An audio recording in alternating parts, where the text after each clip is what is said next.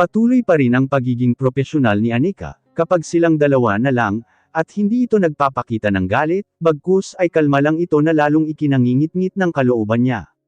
Tuwing uungkatin niya ang tungkol sa kanilang dalawa, ay iniiba nito ang usapan. Sa tanghal iyan ay kay Andrew pa rin ito sumabay, at alam niyang sinasadya nitong bigyan siya ng schedule ng meeting ng alas 5, para makaalis ito habang nasa meeting pa siya. Join me with my meeting with Mr. San Jose later, wika niya isang araw para iiwas ito kay Andrew, na lagi nang nasa pwesto nito, kapag may 15 minutes break. Nawala sa eksena ang supplier na si Oliver, at ito naman ang pumalit sa pag-aaligid sa dalaga. Sa video Villarreal Hotel pa iyon Jeremy.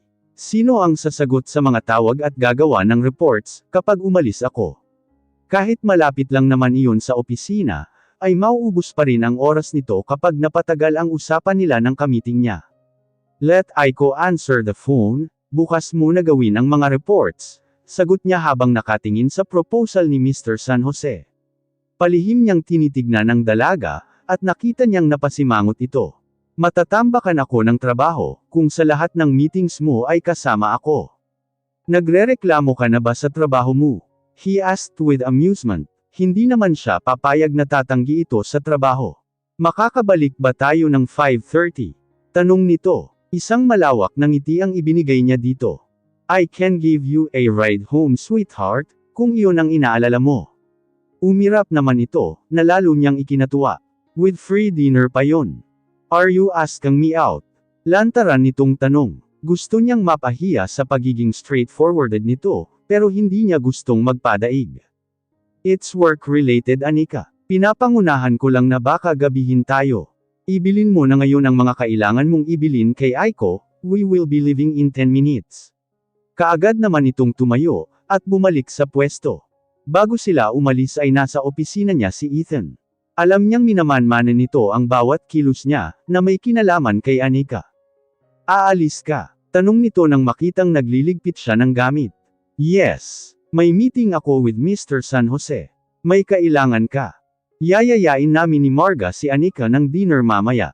She's with me, putol niya sa sinabi nito. You can meet us at Villarreal Hotel. Are you dating her? Seryoso nitong tanong, at alam niyang may inis sa tinig nito. Isasama ko siya sa meeting ko with Mr. San Jose. Kailan mo pa sinasama sa meeting ang sekretarya mo? Pwede bang huwag niyo nang panghimasukan ang desisyon ko sa kumpanya, Ethan? Naiinis niyang wika. If you are concerned with her, samahan niyo kami sa hotel, or better yet, mag-hire ka ng investigador na magmanman sa amin. Don't be sarcastic, gusto lang naming masiguro na hindi mo isasama si Anika sa mga koleksyon mo Jeremy. Napakaraming babae dyan na pwede mong paglaruan. Pinilit niyang magtimpi para hindi na hamaba ang usapan. At hindi rin niya kayang sagutin ang mga ibinibintang nito sa kanya. Pero kung paglalaro lang sa mga babae, ay tiyak siyang hindi kasama doon si Anika. We have to leave in a while. I-text mo na lang ako kung tutuloy kayo sa hotel for dinner, wika niya sa mababang tono. Paglabas niya'y naka-ready na rin si Anika sa pag-alis nila. Sandaling napatitig si Ethan dito, bago ito umalis ng opisina niya. Kinuha niya ang bag ni Anika at binitbit, habang nakasunod ito sa kanya papunta sa elevator. Hindi mo kailangang bitbitin ang bag ko, halos pabulong nitong wika, dahil may mga nakakasalubong silang empleyado. I am a gentleman, sweetheart, nakangising wika niya. Pilit pa rin itong kinukuha sa kanya ang bag nito. Kapag nagpumilit kay ikaw ang bibitbitin ko palabas ng building na to, pagbabante niya. Napilitan na lang itong sumunod, hanggang marating nila ang parking. Ethan and Marga was inviting us for dinner, wika niya habang nagmamaneho. Isinama niya na ang sarili, dahil hindi niya papayagang makadinner ito ng dalawa nang wala siya. Gusto kong umiwas sa dalawang iyon, dahil kinukulit ako ni Marga, kung ano ang problema nating dalawa. Sabihin mo lang na may LQ tayo. Isang malutong na tawa ang pinakawalan nito na ikinainis niya. LQR for lovers Jeremy, sa mga may relasyon. E di sabihin mong may relasyon tayo. Tinuruan mo pa akong magsinungaling. E di tutuhanin natin, mabilis niyang sagot. Natatawa lang itong napapailing sa mga sinasabi niya. Oh, come on, why don't we give it a try? Kung spark lang naman ang pag-uusapan ay meron tayo nun. Relationship is not just about spark, it's a commitment, Jeremy. Isang bagay na wala sa bokabularyo mo. Hindi siya nakasagot sa huling sinabi nito. Totoong wala sa isip niya ang itali ang sarili sa isang babae, sa matagal na panahon, lalo kapag nalaman niyang may ibang lalaki nang umi-eksena. Pero mula nang iwasan siya nito, at naiisip niyang napupunta ang atensyon nito kay Benedict at Andrew, ay naliligalig siya.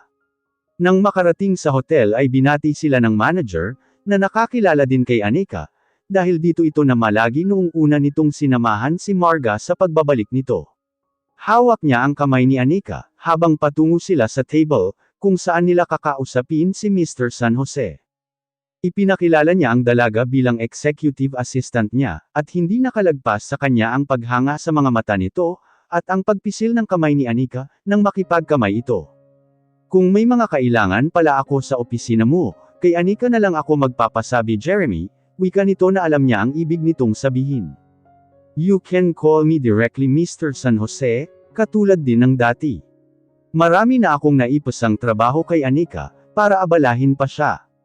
Pero siya ang executive assistant mo, dapat lang na sa kanya muna dadaan ang mga tawag, bago ipasa sa'yo, hindi ba? No, sa assistant niya dadaan ang mga tawag na para sa akin. I don't let her answer telephone calls, mariin niyang sagot. Nakita niya ang mga nagtatanong na mga mata ni Anika sa kanya, pero hindi niya pinansin. Nagpatuloy naman si Mr. San Jose sa proposal nito, at tahimik lang na nakikinig si Anika sa discussions nila. Halos alas 7 na rin natapos ang meeting, na tila sinadya din ni Mr. San Jose, dahil sa walang tigil na pasaring nito kay Anika, na lalo niyang ikinainis. Ano yung "Uy, don't let her answer telephone calls" na sinasabi mo? Nangingiti nitong tanong na iniinis siya. Ililipat ko si Aiko para maging assistant mo. Siya na ang sasagot sa mga tawag, seryoso niyang sagot, habang kumakain sila ng hapunan. Ikan-ansel ni Ethan ang pakikipagkita sa kanila, na labis niyang ipinagpasalamat. At ano ang gagawin ko sa maghapon? You can join me with my meetings. Ikaw pa rin naman ang gagawa ng mga reports, pero sa opisina ko na ikaw mamamalagi. Wala pang 2 oras ang paggawa ng report, dahil ang iba-ibang department ang gumagawa nun, ano naman ang gagawin ko sa natitirang oras kung wala ka namang meetings? Bahala ka kung ano ang gusto mong gawin sa opisina ko, kung gusto mo akong titigan maghapon walang kaso sa akin. Tumawa ito ng malakas na wala itong pakialam, kung nasa hotel sila, at maraming guests ang kumakain, dahil oras ng dinner. Kung ang ibang babae ay walang ginawa, kundi ang magpa-cute at magpaka-trying hard magpahinhin, ito'y walang pakialam kung ano ang sasabihin ng mga tao. Si Scarlett ang dapat mong inalok ng ganyang trabaho, Jeremy. Taas kamay pati pa ang papayag yun. I don't like her. Hindi mo gusto pero hinalikan mo. Paano naman yung nangyari sa atin, kapag kinuwento mo sa iba? Na hindi mo rin gusto. Sarkastikong wika nito. Matiim niya itong tinitigan. Wala akong sinabing masama laban sa iyo. Nang tanungin ako ni Ethan, I didn't give the details, of course. Pero pinanindigan ko ang tungkol sa atin. Sinabi mo, gulat nitong tanong. Of course, napangiti siya sa pagkagulat nito. At wala akong maalalang sinabi kung hindi kita gusto, at ang mga nangyari sa atin. Pinamulahan ito ng mukha, at napasapo sa noo. Marga knows, mahinang wika nito. No, salungat niya. Sinabi ni Ethan na hindi muna niya sasabihin, hanggat hindi nagiging tayo, nakangisi niyang wika. Kaya't wala ka ng choice, sweetheart. Huwag kang magpatawa, Jeremy. Alam kong tututulan ng dalawang iyon, kapag nalaman nila ang nangyari. E di tanungin mo si Ethan. Paghahamon niya, bakit ba tutol na tutol kang maging tayo? Curious niyang tanong. Matapos nang nangyari sa inyo si Scarlett. No way, sagot nito. Oh come on, tapos na yun. Let's start a new. Wala ng Scarlett, o Cindy, o Lolly, I promise you that. Lahat ng appointments ko ay dadaan sa iyo. At lahat ng meetings ko ay kasama ka, lahad pa niya. Nilalagnat ka ba? Natatawa pa ring wika nito. I'm serious, wika niya at nagpipigil ng pagtitimpi, dahil sa hindi nito pagseseryoso sa sinasabi niya. Hindi nito alam kung gaano niya pinalakas ang loob, para ilahad ang gusto niyang mangyari. So, from now on, Wala na ring Benedict at Andrew, o kung sino pa ang gustong umaligid sa'yo, dagdag pa niya.